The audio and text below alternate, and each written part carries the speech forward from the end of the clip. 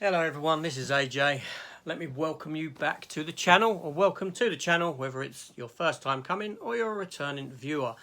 Today I've got another episode for you of One I Switched Off. Let's talk about this film.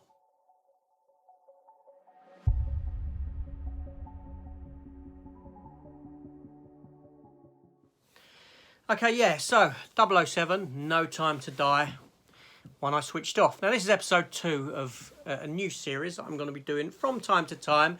I can't make it weekly or anything like that because obviously it isn't that often. It's as and when, shall we say, that this sort of thing occurs. Now, yes, No Time to Die, massive hit. A film that was overly hyped, a film that was a load of people anticipated. Yeah, so a little bit about my history with James Bond before I get into the reasons as to why this film didn't work, what happened with me watching it, and all this sort of a thing. So, I was born in the mid-70s, so I was there when James Bond was about. I remember it being on TV in the 80s. I think the first film I ever saw at the cinema, James Bond film, was A View to a Kill, either that or Octopussy.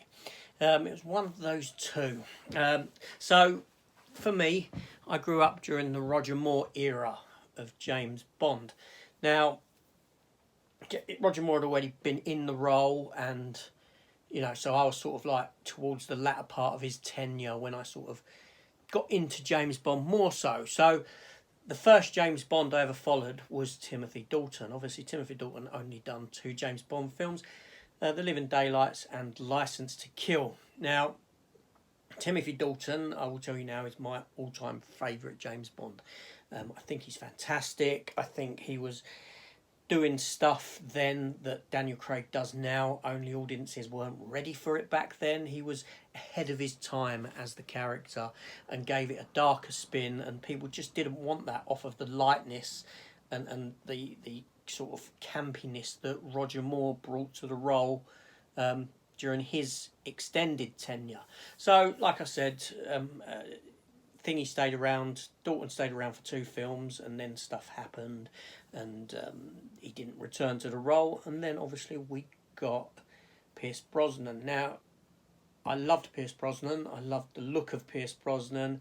I think he was suave, he was sophisticated, he carried himself in this sort of demeanour. The first film, GoldenEye, is probably one of my second favourite Bond films. I love GoldenEye, I can return to it.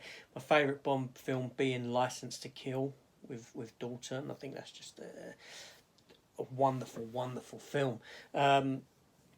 Only it was lost in the year that it came out, 89 I believe it was. You had Lethal Weapon 2, Ghostbusters 2, you had Star Trek 5, you had Indiana Jones and the Last Crusade. You had a lot of big films that summer, and it got lost in amongst all of those, unfortunately.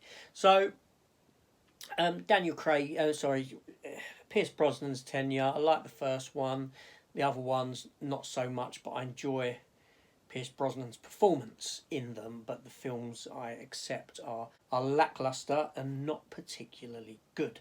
So, then we come to Daniel Craig. Now, Daniel Craig's Bond sort of upped the ante slightly, in that, again, it gave you that realism and this sort of thing. But what it was trying to do, it came off of the back of the Bourne films, and it very much emulated what the Jason Bourne movies had done in its look and feel and its grittiness and this sort of thing. And for the most part, I enjoyed Casino Royale. Quantum of Solace, I enjoyed its length, shall we say. It was short, and I do think James Bond films are overly long, I will say that. I enjoyed Skyfall a lot. Spectre I've only seen once. Now, I do have all of those films on Blu-ray. I do own them.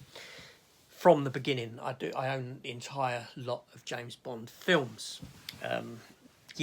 So No Time to Die came out, and it was heavily advertised, it was heavily pushed. I saw the excitement in other people's faces and this sort of thing, and I didn't go cinema to see it. I didn't go to the cinema to see it. No, when it sort of hit streaming, that sort of a thing, is when I watched it. So I was aware of the ending, not the details of the ending, but I was aware of the ending and what happens to the character ultimately, and all this sort of thing. So I sat down, I put the film on. I got so far into it, and I thought, I'm not in the mood for this, so off it went. The next day, I watched Clifford the Big Red Dog. Yes.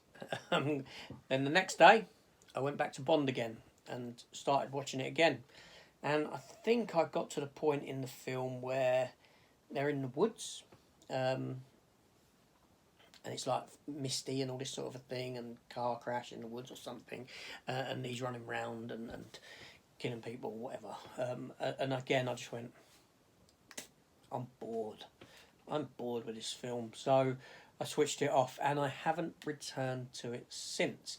So why? Why did this occur? Because I thought about it. You know, this is the first time with a James Bond film that I've had this need to switch it off, that I was just bored. And I don't know where the problem lies, okay? When a film is hyped like this one, and the buzz for it is big and everyone's talking about it, and I kind of ignore that stuff. I don't really enjoy all that. I'll be honest, I didn't watch the trailers before it came along. I watched the initial trailer, but I can't be bothered with trailers that come thereafter. And that's the case with most films. I don't read articles on it. I go into it blind and all this sort of stuff. I know that there was a lot of moaning over the fact that 007 was a black woman. You know, 007 is only a title, isn't it? Do you know what I mean? Issued to an agent. And people were upset about that. Again, that didn't bother me if it serves the purpose of the story. The fact that, I forget her name now, the actress who's in Blade Runner 2049 and Knives Out, she was in it. That intrigued me because I think she's a wonderful young actress. And so I got to watching it, and the opening scene occurred, and all this stuff about the bomb at What's-Her-Face's grave. Now that stuff, Vesper Lynn, that's her name. Now that stuff I don't get, because he knew her for all of a week, right? And he's still harbouring these feelings for her and all this sort of... That stuff I find hard to swallow, to digest.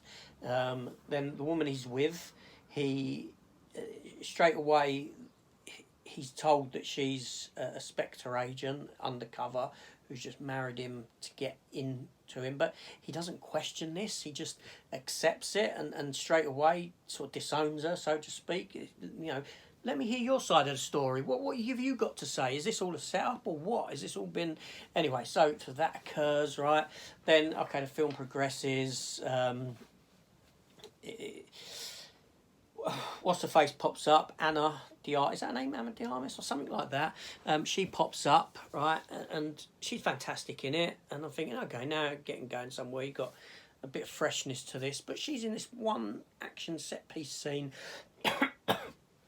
and then vanishes, and at the end of her scene she's like, oh, I hope you can stay around longer next time, right? And so she's gone out of the fray, and it's just, it was just so mind-numbingly boring. I can't remember any action scenes that were fantastic or anything like this. Yeah, there was the bit with a bike and up that thing and the cars coming along the bridge, right? But there was nothing that stood out to me. There was nothing... I just couldn't get into it. And thusly, for that reason, it was switched off. Now, it was, like I said, shocking to me in that, you know, this is the first it's ever happened to a James Bond film, a big tentpole film like this. And I felt this need to switch it off. Odd. I don't know why. I don't know whether I like the route the James Bond films have taken. You know, I know that Daniel Craig's 5 films form this one story block, essentially. I don't know if I really like that idea for James Bond, if I prefer it how it was before. You know, it may be my age playing a part into it. I don't know, all these little factors coming into play that made me switch this film off, and I'm still questioning why.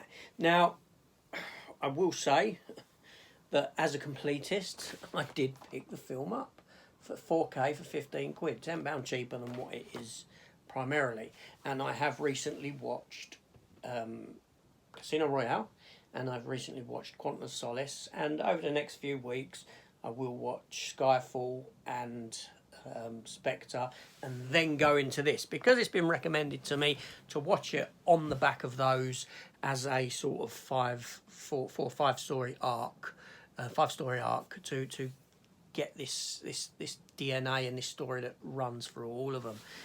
So I'm going to attempt that, and this is a film that I will revisit. And when I'm in the mood, I will sit down and watch. Maybe one Sunday afternoon, quiet Sunday, wet, rainy Sunday afternoon, I'll sit down and I'll watch it, and I'll attempt to get all the way through it.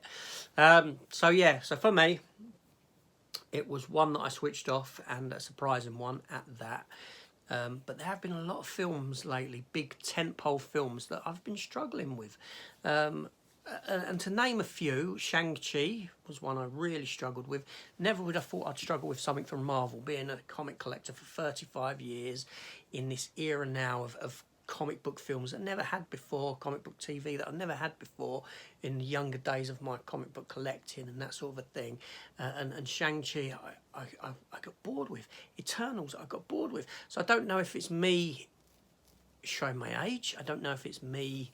but I did finish those films. They're not films that I switched off. But I don't know if I'm looking for more in a film. I really don't know. And that's a journey that I'm on at the moment, and that I've got to discover for myself. And maybe answers will come about down the line.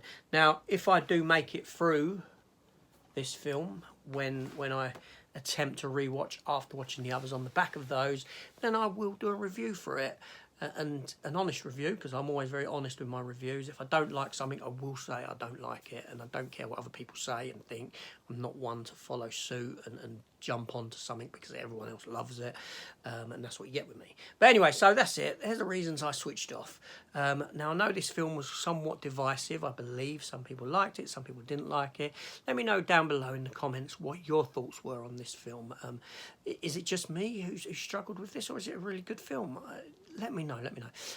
Also, while you're there, why not come and subscribe to the channel, because there will be more videos like this one, films that I switched off, and yeah, and hit that notification bell. Anyway, this is AJ. I'm getting going, and thank you for watching. I'll see you on the next one. Take care all, and goodbye.